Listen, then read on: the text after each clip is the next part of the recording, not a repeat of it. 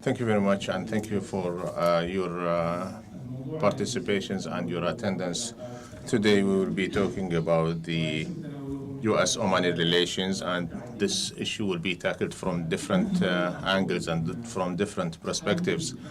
On the onset, I'd like to say that this space vis-a-vis the relations between the United States and Oman, despite its importance and it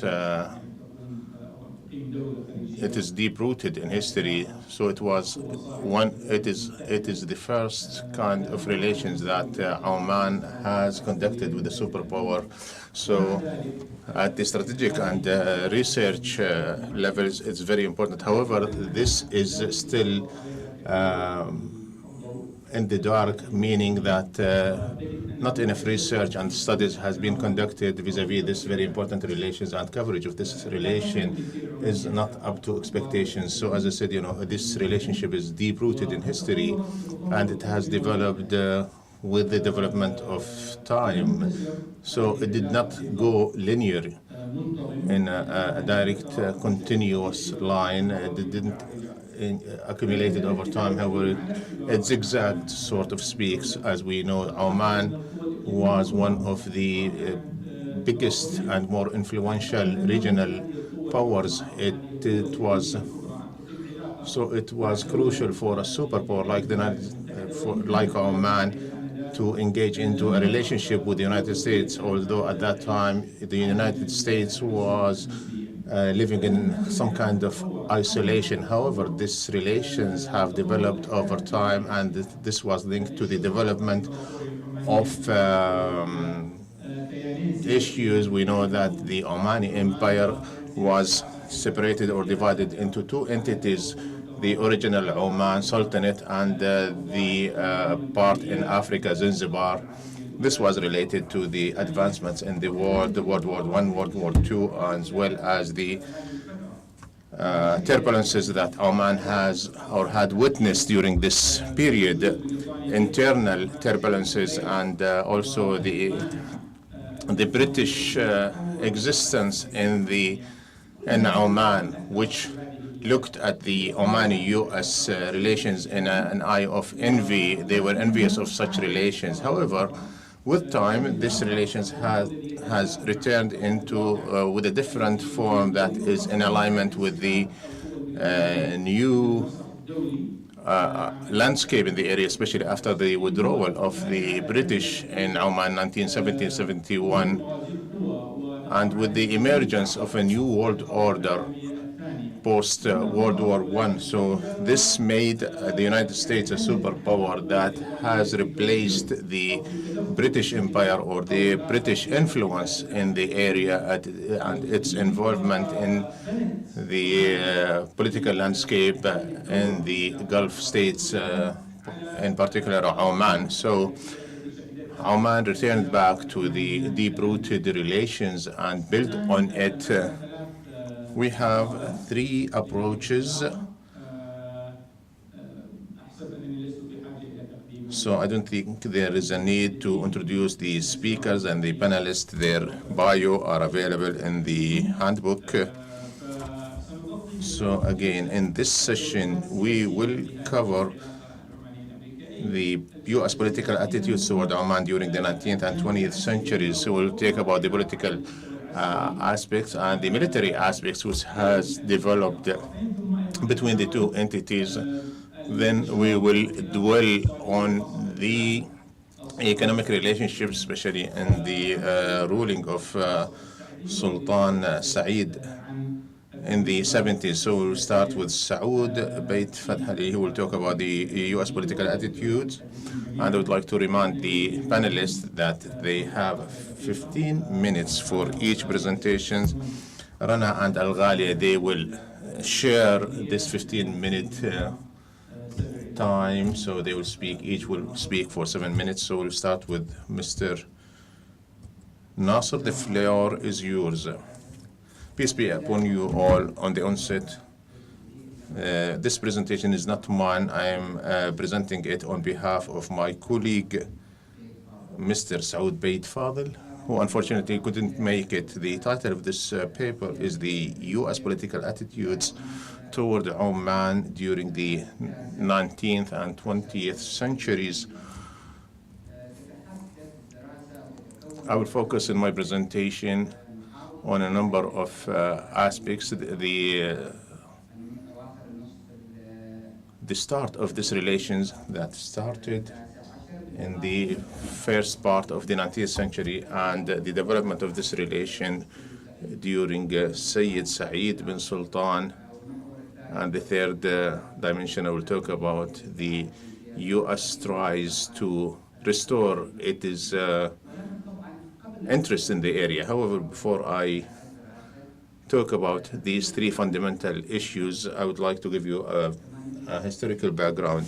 In 1836, 3 years after the signing of the first treaty between the Sultanate of Oman and the U.S., a natural disaster took place, or a phenomenon, although it was explained in a metaphysical manner. It was explained as a political prophecy. So an earthquake happened, and a number of scientists said that this is a sign of the dominance of Christians over Muslims in the Arab Peninsula. So this goes back to 1836. So this explanations and this person who wrote this statement witnessed a number of treaties that Oman entered into with different foreign powers at that time. So we're talking about, when he said Christian, he means by that Western powers, US, British, Portugal. So these countries were trying to find a foothold in the Sultanate of Oman. And British, as you know, was the most influential power in Oman. So the political and religious intellect at that time were seeing or viewing these relations between Oman and the foreign powers in a matter of suspicions. They were suspicious of such entering into relationships with such foreign powers, and one of the scholars wrote at that time that the Sultanate of Oman is trying to seek assistance and help from foreign powers and trying to give them a foothold in the area. And he said this will adversely harm the Omanis, the people of Oman, and the Sultanate as a whole. And despite these counter views, the Sultanate of Oman went ahead and entered into treaties and relations with U.S. in particular, and this was the start of such a very long and established relationship between. And the first treaty was signed, as we have aforementioned, was signed in 1833. Prior to this treaty, there were signs of commercial and trade relations. U.S. ships, commercial ships, used to visit Omani ports in the Arab Peninsula as well as in Africa. Then political dialogue started, which resulted into the signing the treaty, which comprises 9 articles. All of them are related to the commercial and economic aspects, and which aims to protect the interests of the United States, the freedom of trade, the freedom of entering ports, also providing protection, do not levy taxes on U.S. ships. So it was a part. The second aspect is related to establish a political relations between the Oman and the U.S. One item of this treaty is related to the Omani reconciliation, which allows Omani ships to enter into port. Theoretically, this is okay, but I do not think there were Omani ships which could reach U.S. ports, except those who were on the a ship owned by the Sultan of Oman, Said, and that took place in 1940. And this only ship did not carry goods and commodities. It was carrying gifts to cement the relationship between Oman and the United States at that time. However, in addition to some goods and commodities that were sold to finance the trip, Britain rejected this treaty outright. They looked at it as a way to harm the the Omani-British relations, and the Sultan at that time, his justification that he sent the treaty to Britain to look at it, review it, and give him their opinion whether to go ahead with this treaty or nullify it or cancel it. But they did not respond. There were some disagreement in the interpretations of some of the items in the treaty. It gave, for example, this treaty gave the U.S.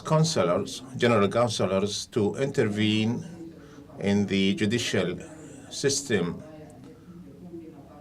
which is related to American members. So there were huge arguments, and it was a very controversial issue. Another item that raised controversy, which is related, if the U.S. ships can trade in all Omani ports, the ports overlooking the Arabian Sea and the Gulf. So there were issues. So they reached an agreement that the U.S. ships cannot enter the ports in Muscat, and so this weakened this treaty and weakened its implementation. So after that, the relations did not improve until the death of Said bin Sultan. After his death, as we said, there were two separate entities. The Omani, the original, was ruled by Sultan Majid, and until 1880, no general counselors were present in Oman.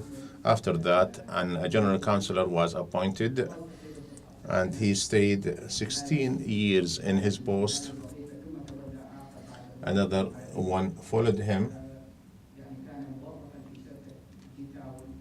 He was an employee in Shitawal, American company that was established and worked in Oman. So this employee assumed the role of the general counselor after 1996.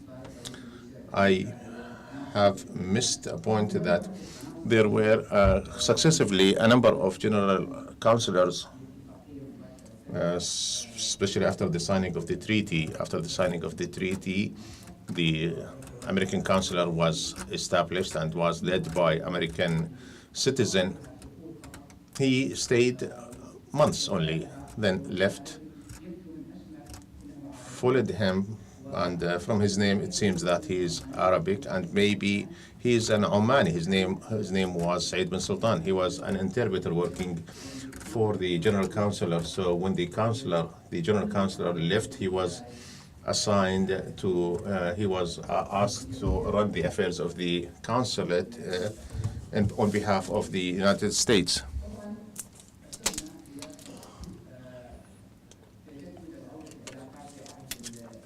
I have said that the relations were restored after 1880. Then oil was discovered in Oman, and surveys were conducted to explore oil. Then the United States tried to revive these relations.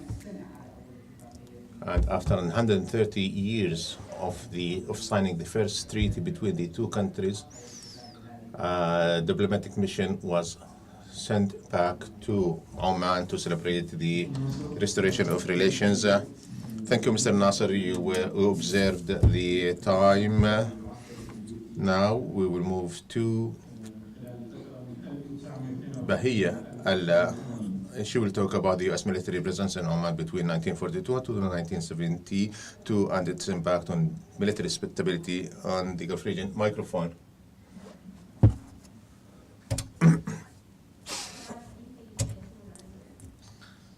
In my presentation, I will go over the U.S. military presence in Oman between 1942 to 1970 to 1980, and the impact of this military presence on the stability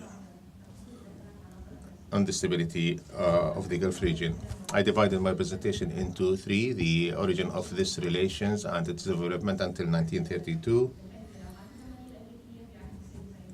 under the ruling of Said bin Sultan, and after the World War II.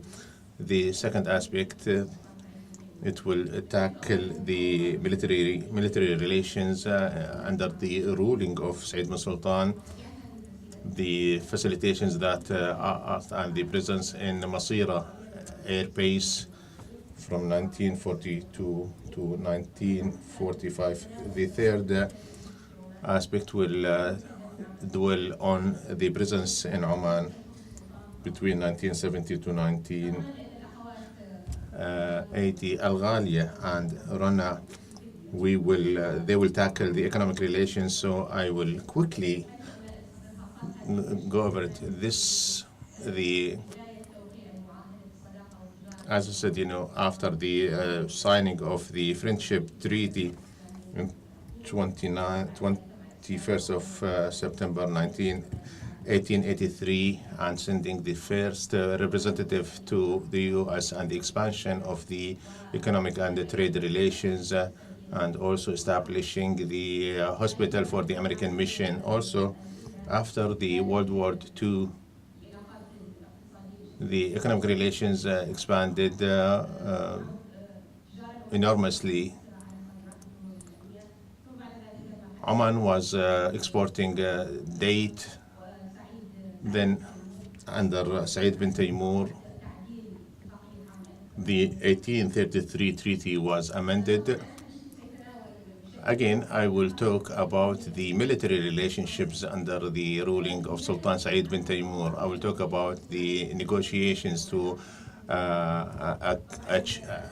receive aerial facilitations. We know that Oman did not enter into the war directly. The United States, they entered the war after the Pearl Harbor attack in 1941, and it officially entered the war and became part of it. The Gulf area, it has a strategic location. This reflected on Oman because of its very important strategic and geographical location. So the United States entered into negotiations with Oman, Saudi Arabia, with the participations of the British government in 1942. The negotiations aimed ultimately to receive facilitations that allows American airplanes to fly in the airspace of the Gulf states and to establish air bases there. So a request was sent to the British government in India to allow American airplanes and fighters to land in a number of British air bases that existed in Oman. So it was very important to establish diplomatic arrangements to receive such facilitations for the defense forces, American defense forces, to use and utilize these air bases, and also allow for the technicians, maintenance personnel, and telecommunication personnel to stay in Oman. Also, this negotiations resulted into appointing Brigadier Fitzgerald to head the American presence and American operations. So through providing such facilitations, this treaty included a number of So this treaty is similar to the facilitations that were provided to the RAF, the Royal Air Force, which allows the American airplanes to use the airfields in Muscat and other places, also establishing and operating telecommunication stations, also exempted American airplanes and forces from custom duties. And the approval of Said bin Taimur was linked to 5 conditions. The first one, to clarify a number of questions. Who is responsible and in charge of the American actions? So there were an agreement for the United States to sell 200 rifles, 20,000 boxes of ammunition, 2 artillery pieces, as well as 4 mortars, 2 mid-size vehicles, compensate against any damage that might be resulted by the presence of American forces, in addition to pay the salaries of Omani personnel who would guard the air bases, as well as the response of the American War Ministry. Yes, they agreed that concerning the first condition, Brigadier Fitzgerald would agree to furnish what Oman has requested. The negotiations resulted in the acceptance of the United States conditions, which allows facilitations for the American military, Air Force, and a small contingent of personnel to serve and provide maintenance to the airplanes there, and therefore airfields were established and built in it. Now I will talk about the American military presence in Al Musaira Air Base between 1942 to 1945. As you know, this is one of the very important air bases in the Gulf area and played a very crucial role during the World War II. RAF, as well as the American Air Forces, were present and provided very important logistical role to the forces of the alliance in the Middle East and Southeast Asia. At the end of 1942, cargo planes, American cargo planes, started to land in Musaira Island, and a fuel station was built. In February 1943, the American forces moved to the new base and started their operational action, and this provided also for the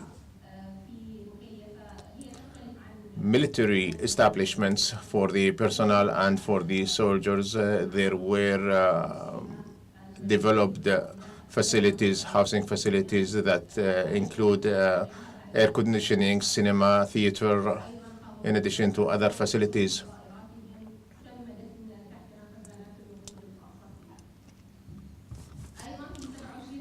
On 27th of October 1943, 2 airplanes arrived from the United States carrying 12 vehicles, as well as railroad equipment to build a railroad there. The presence of Air Force, American Air Force there intensified later on. But after 1945, they left, and British contingency replaced them. In 1945, a American military mission led by General Moore did some surveying and air. In 1945, also another mission, another military mission, and stayed for about a month. Then they left to Cairo. As for the post-World War II, the interest increased. The American interest increased starting from the 10th of April 1946, when Sultan Said received a letter from the American General Counselor in Dhahran in Saudi Arabia, Parker Hart, who requested using the facilities in Oman to serve the American Air Force. Sultan agreed to this request, and we can notice that the facilitations also included the Navy ships, which started to visit on a regular basis Oman. Also, other facilitations were provided for the destroyers, carriers, in Sandam Peninsula between 1948 and in addition, the Sultan of Oman requested purchasing of arms and ammunition from the United States. From 1970 to 1980, the military presence was established. As we know, that after 1972, the first American embassy was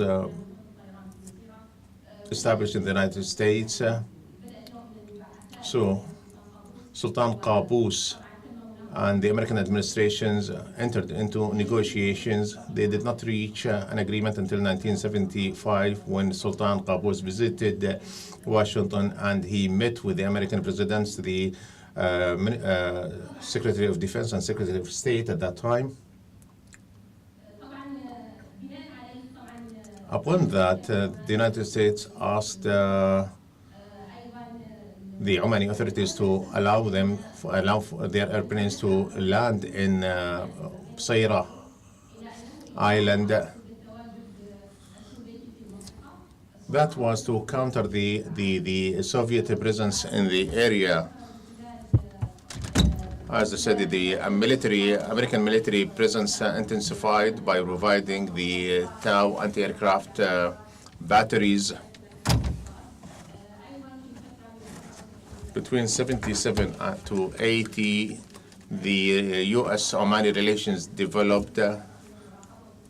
In 1979, other ships started to visit Oman.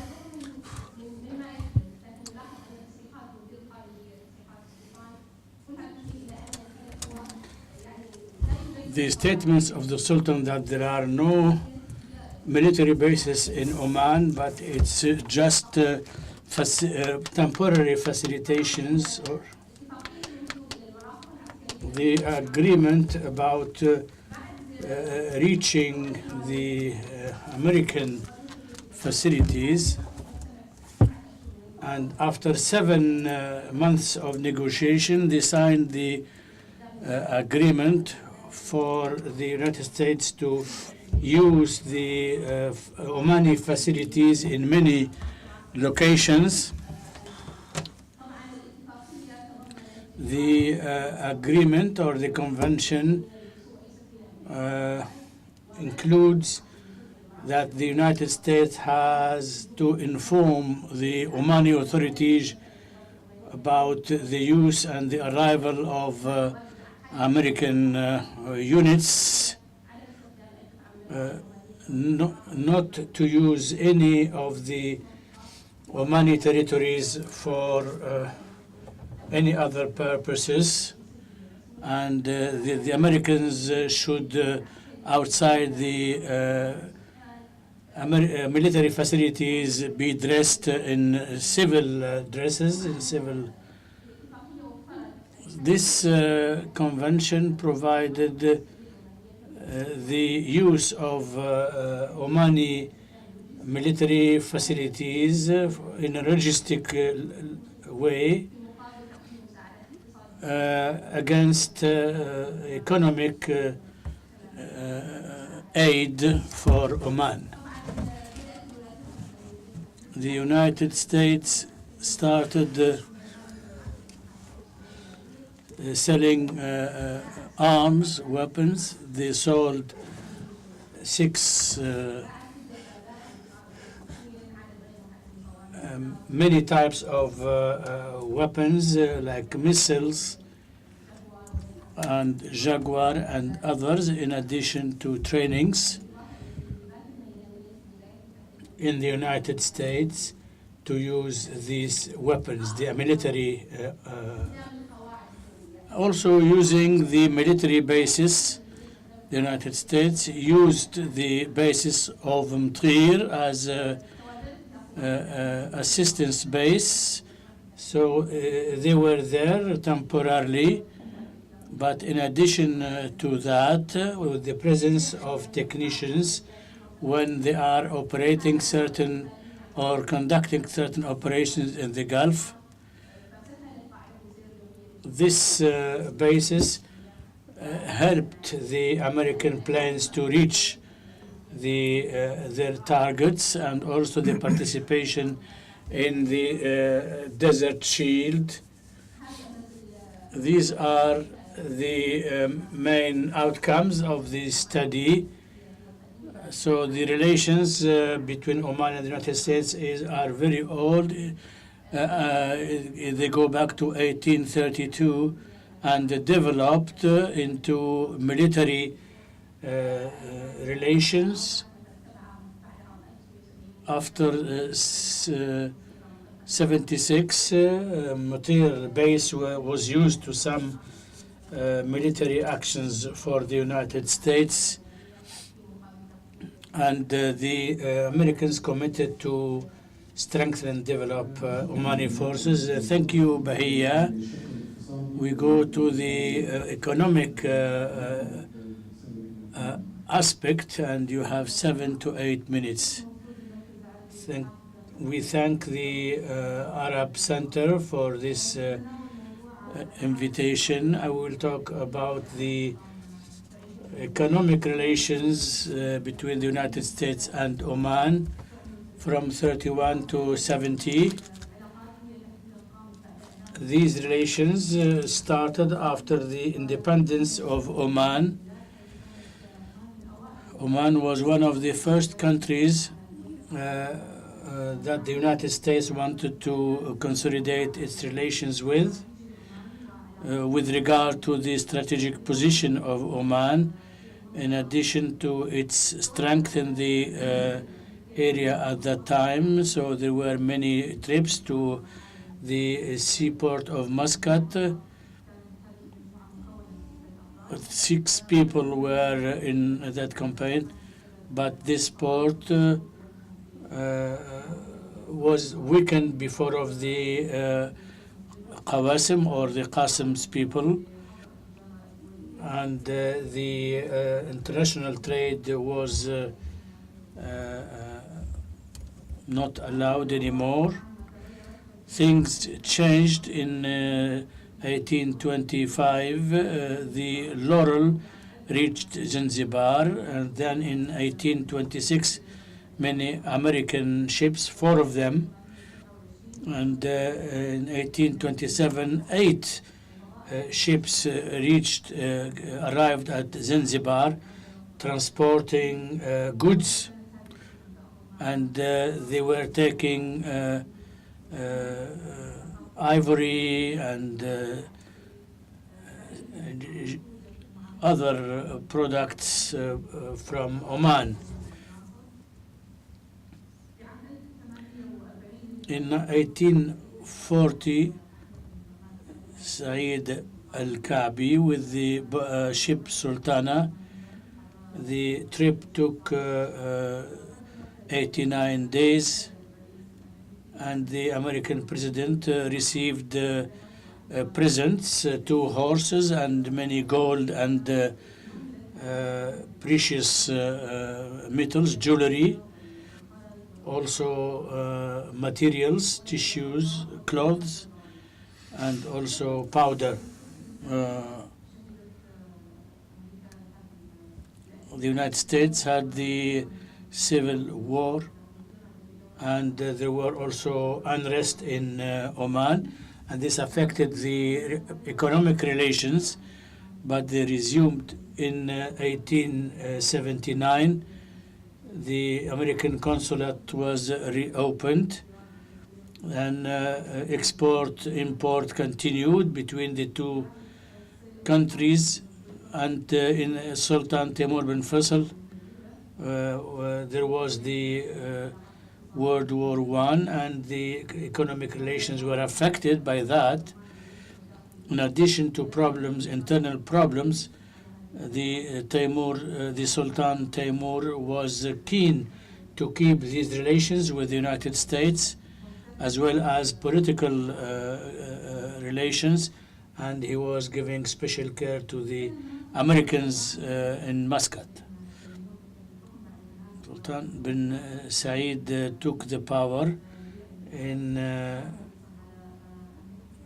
1938, and the United States was the first country to recognize him as the ruler of Oman.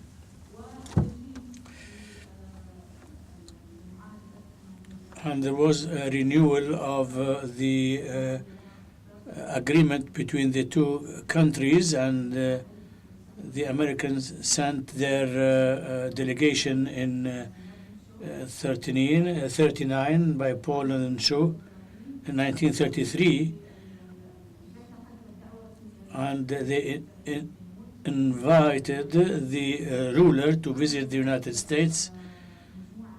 They also presented him with a number of gifts, and they built in an American hospital. They also went back with many presents, a sword and a dagger and other things. And the Sultan Said bin Taimur, he expressed his willingness to visit the United States, and the American President Roosevelt welcomed that visit, which took place in 1938. And he was well received and visited many places, and they discussed the oil issue. This visit proved the excellence of the relations between the countries, and the Great Britain was dominating the Gulf countries, or the Gulf region, and the United States informed the British representative that it is an official visit and friendly, and the ambassador informed the British government in India about the visit of Said bin Taimur to the United States. Then Great Britain expressed its rejection of this visit, and that Said bin Taimur should inform the political responsible about visits or any other connections. But Said bin Taimur defended this relation with the United States, that there should be diplomatical exchanges from time to time. Of course, the oil in the Gulf made a shift or a change, and many American companies were involved, and we have to say that the interest for oil goes back to Taimur bin Faisal era, who gave privilege to English companies from the coastal area to the Green Mountain in 1924-25, but the real era of oil discovery, many other companies got the privilege or the authorization. These companies tried to compete to explore oil. California Oil got the privilege, and after the or during the World War II, these operations stopped and were resumed later after the end of the war, and Oman was divided in two parts with two different leaders, Said bin Taimur, and then there was the Convention of Sif, and every part should not intervene in the, but the oil companies intervened, which and we have seen troubles between the two parts of Oman. Then there was the crisis of the Brahmi Oasis, and my colleague will talk about the rest. Thank you, Ghalia. Now we will give Rana 8 minutes to talk about the other aspect of economic relations. In continuation to what my colleague has said, I will talk about the Brahmi Oasis, which is a border frontier that took place during the ruling of Said bin Taimur. I would like to remind you that this is not a new crisis or issue. It is the Wahhabis in Saudi Arabia tried to dominate this area. However, this conflict emerged with the exploration and discovery of oil. So the conflict involved both Oman and the Abu Dhabi. Aramco do believe that this area contain a large amount of oil reserve, and in 1952, Saudi Arabia's the Emirate, Abu Dhabi Emirate, sent a military contingency to fight and to protect the oasis. However, Britain or England intervened to reach a solution to this conflict. So Saudi Arabia seek the assistance of Saudi Arabia to step into this issue. However,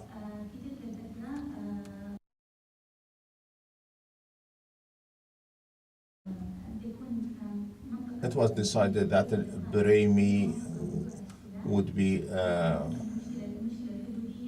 disarmed. However, this problem was not resolved until the 70s of the 20th century. As we know, Oman had its own economic approach because of its natural resource and its geopolitical importance, which helped Oman to have it played a very important role in importing and exporting activities, and some of the goods and commodities reached the United States, especially dates. 1 ton was sold between 30 to 40 US dollars at that time, and in 1920, the Hills brother was involved in exporting Omani products to the United States, especially dates. Also in the 30s of 20th century, the steamboats were used to ship dates, which increased the volume of trades, Omani volume of trades. It reached 8.8 million rupee. With the diversifications of these exports, Oman witnessed a number of turmoils internally, like the war or the armed conflict between the imams and the rebels. So Sultan bin Said bin Taimur asked the United States to provide him with the arms and military equipment to put an end to this turmoil. As we know that British was dominant power in the Gulf area, and no Gulf country could enter into any kind of relations with other countries without the approval of the British presence. So that was more prominent in the oil explorations and winning the rights to explore and discover oil. Britain believed that the U.S. do threat the interests of Britain and England, so they always had a say in any new relations.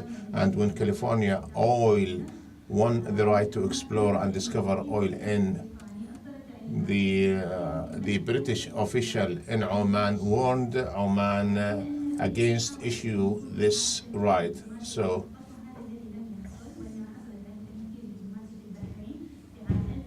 in 1944, the American company won this approval. The economic aspect led the United States to look to have a foothold in Oman. And so they renewed the 1833 treaty, and a new treaty was signed in 1958, which includes a number of articles that serves the U.S. interests in the area. We're talking about 1858. However, at that time, the United States did not have a general counselor in Muscat. So this with the withdrawal of the British forces from the Gulf area, the United States became the prominent and dominant power at that time.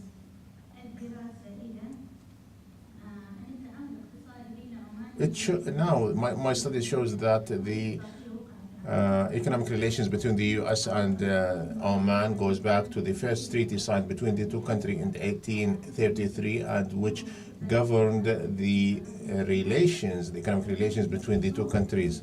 Also, my study shows that oil was fundamental in this relations, and it played a very good role to consolidate relations between U.S. and Oman, in addition to other interests. And also we need to take into account that there was some kind of a conflict between the United States and the British, and Britain was always against any expansion in the relations, and everything should be approved by the British authorities at that time. This is what I have. Thank you very much for listening. I would like to thank all the panelists, ladies and gentlemen, who were very observant of time. For those who joined us late, the three presentations covered the US-Omani relations over periods of time, and tackled the political, economic, and military relations. Now we open the floor to the audience. If you have any questions, interjections, or if you have any question or comment, please raise your hand. Thank you very much for your presentations. I have a question related to the role of Britain and the relations. We know historically that the Sultanate of Oman was very close to Britain. So can you elaborate on the American presence, the military, economic, and political? Yes, you have. The lady mentioned the Al Brahmi oasis, which is linked because three countries were involved: Saudi Arabia, Oman, and Abu Dhabi. And this led to the involvement of Britain. So my question is about the post-World War II era and the influence of Britain at that time.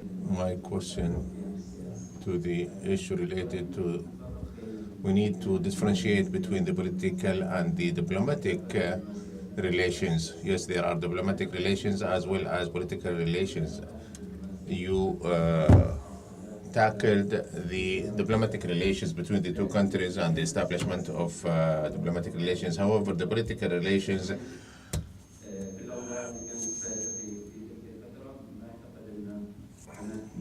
are a bit different.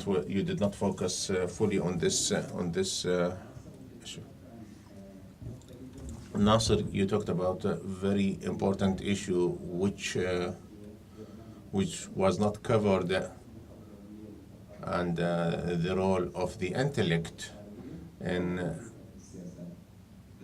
the foreign strategies and foreign policies. So can you cover? So the last question, I missed the role of the academia and the political intellect vis-a-vis the Omani foreign policies. Thank you very much for your representation. My question is directed to Ms. Bahia.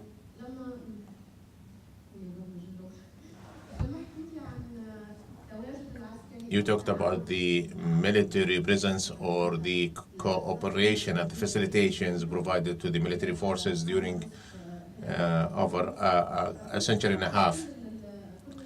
I was following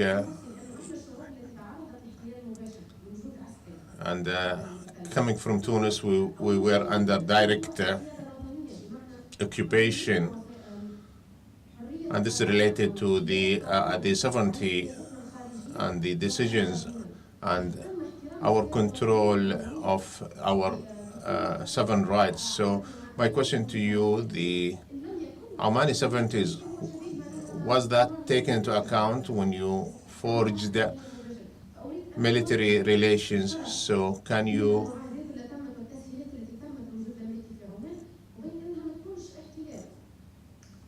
if the military presence was not an occupation of Oman, but rather just facilitations governed by treaties?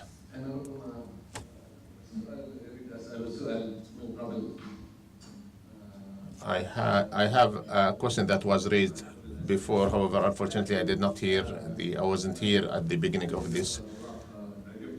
I was fortunate to read the papers, and but my question is this: to what extent this historical relations between U.S. and Oman at the economic, military, and political levels, and if they are useful and serve the Omani interest and the foreign policy, and if this extended relations, if it's reflected on our time now.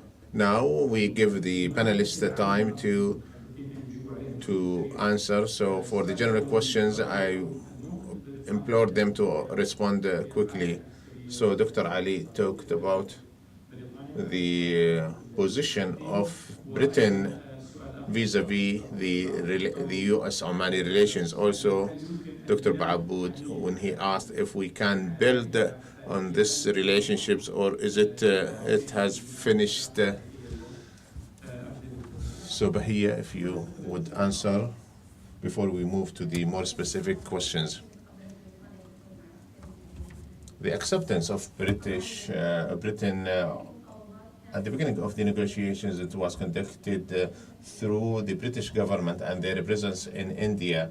So a request was sent to the American government in New Delhi to provide military facilitations to American forces. So the British government responded that yes, you can forge or you can contact the Sultan of Oman for these facilitations. As for the question, if these facilitations or occupation, and and the respect of the national sovereignty of Oman.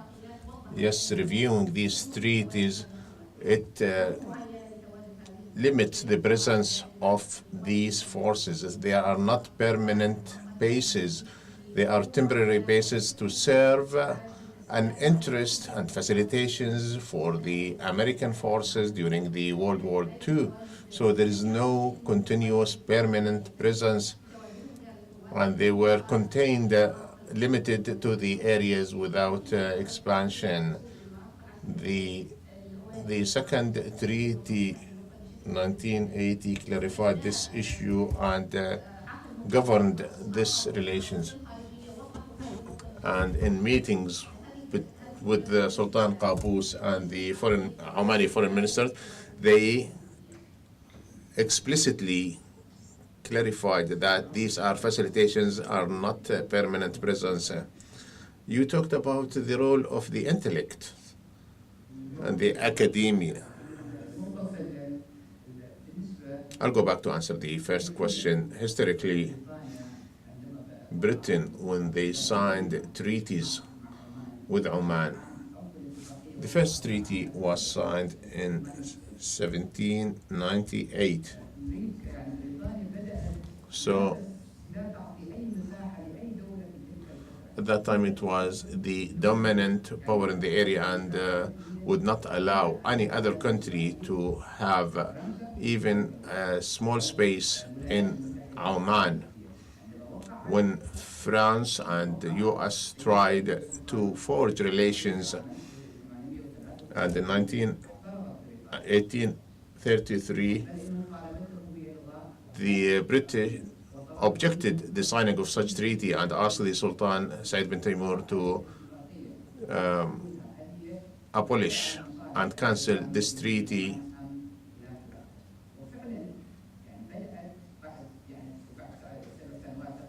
So 7 years later,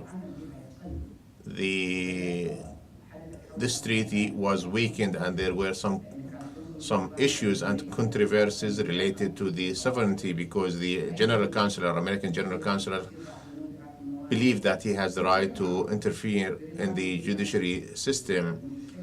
In addition, again, the final saying was to Britain, who would approve or disapprove any relations with other countries. This is historically speaking.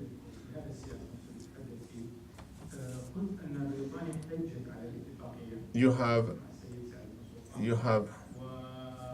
said that Britain objected to this treaty, and the response of the Sultan, he referred this treaty before signing it to the British authorities to review it, study it, and if it requires amendment. And we need to take into account that the Omani power was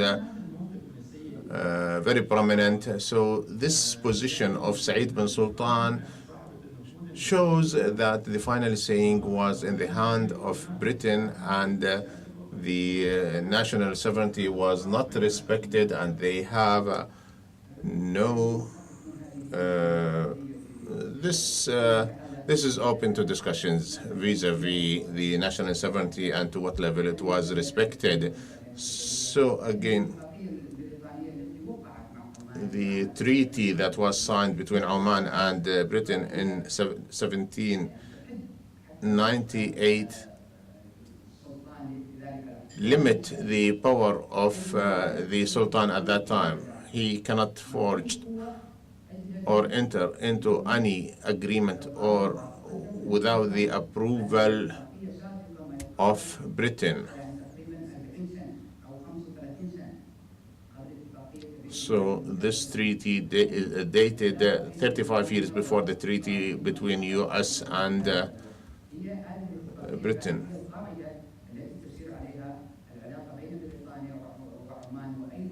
So the Britain-Omani treaty governed any other treaties that Oman want to sign or enter to. So again, Said bin Sultan, when he was reproached by Britain about signing this treaty, and when Britain knew, they sent him a message or a letter to reproach him and blame him. So his response was, if you wish to leave it as is, I'm open for that. And if you want to cancel it, abolish it, or amend it again, you can do that. As for the question related to the roles of intellect, scholars, and academia, if you are, yes, we do not dwell on this issue, and so the scholar or the intellect when he said or he interpreted the earthquake that took place in the Arab Sea, although this is a natural phenomenon, he interpreted that and linked that to the foreign powers that are seeping into the area, and he said this is a sign of the dominance of Christians over the Muslims in the Gulf. And another scholar said that this treaty will adversely harm the Omani people and the leadership.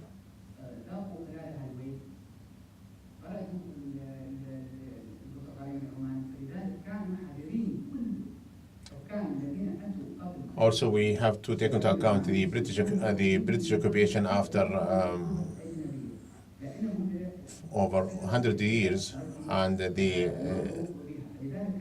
rulers of Oman later on were very suspicious of any foreign dominance, and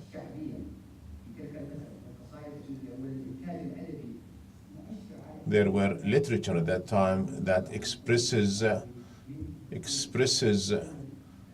the public opinion vis-a-vis the dominance or the intervention of foreign powers in the affairs of Oman. The British position related to the right to explore and discover oil, Britain objected to any direct negotiations between Said bin Taimur and California Oil Company, and they warned the Sultan at that time that he is not authorized to enter into any agreements between Oman and any foreign countries without the approval of Britain.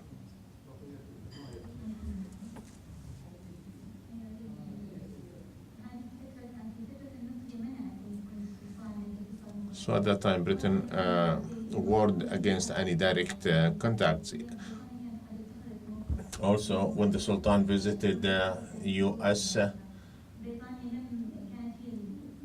Britain, as a dominant power, were against any direct contact, political, economic contacts between Oman and any foreign power or countries. Any other questions? Your research paper covered the period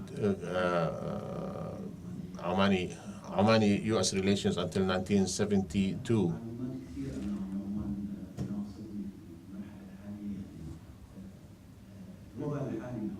The current US-Omani relations, are you asking about any specific point?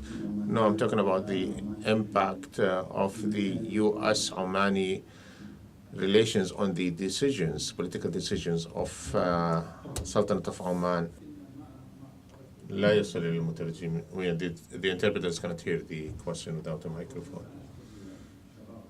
I would like to thank the panelists and the researchers for their very invaluable research. It was focused and covered the US-Omani relations throughout history. However, there are some missing links, especially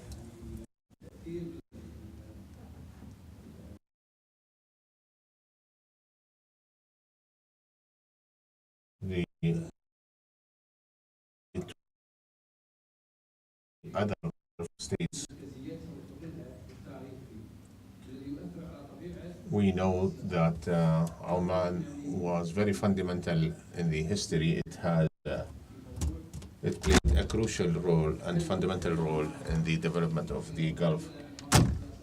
So my question, if Oman currently is in a silo, so to speak, and distant from the Gulf affairs.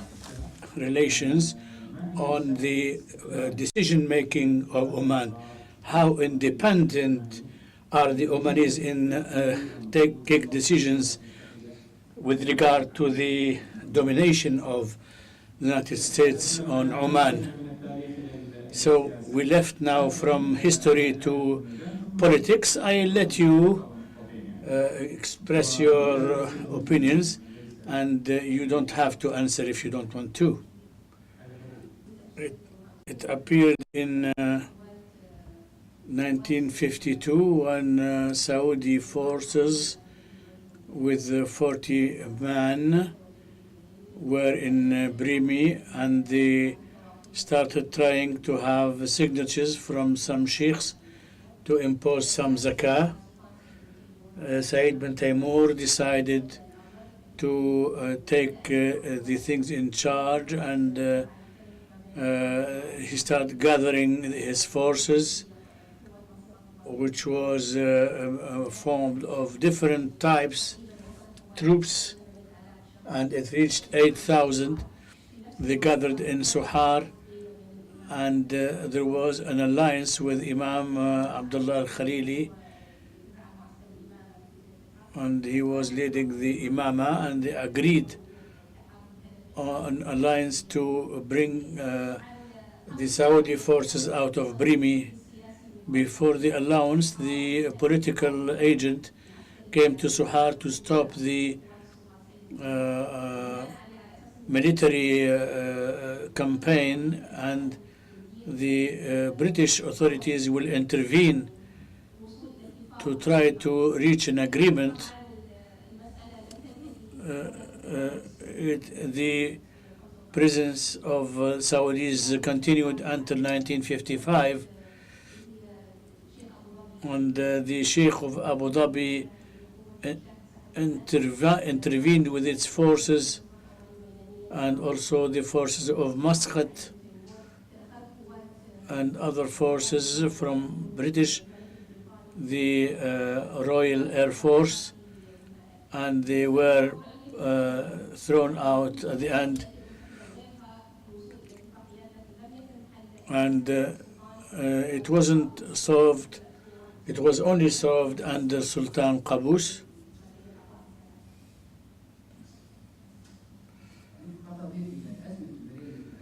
I add to the Brimi crisis, fundamentally, the problem with Aramco company, which has the right and the privilege, oil privilege in Saudi Arabia.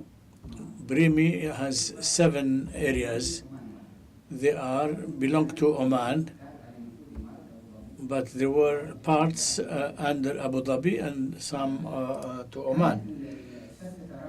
Aramco company knew that this area, there is the oil field of Sheba, which is important, which is now the subject of dispute between the Emirates and Saudi Arabia. So they knew that there were oil there, and Saudi Arabia were supporting some dissidents or some tribes, and to have an influence and legitimacy there, as our colleague said, to have the signatures. They were not paying only zakah, so we used to go there to take signatures, so that the zakah is one of the forms of sovereignty. That was the issue. It was about oil, and the United States was behind Aramco and there was competition between the United States and the Great Britain, and Great Britain was the one who was dominant. But for Brimi, there were no representatives. It is the British officials who were the speakers, and also Abu Dhabi Emirate, and it was against Saudi and Aramco. Then the borders were drawn afterwards.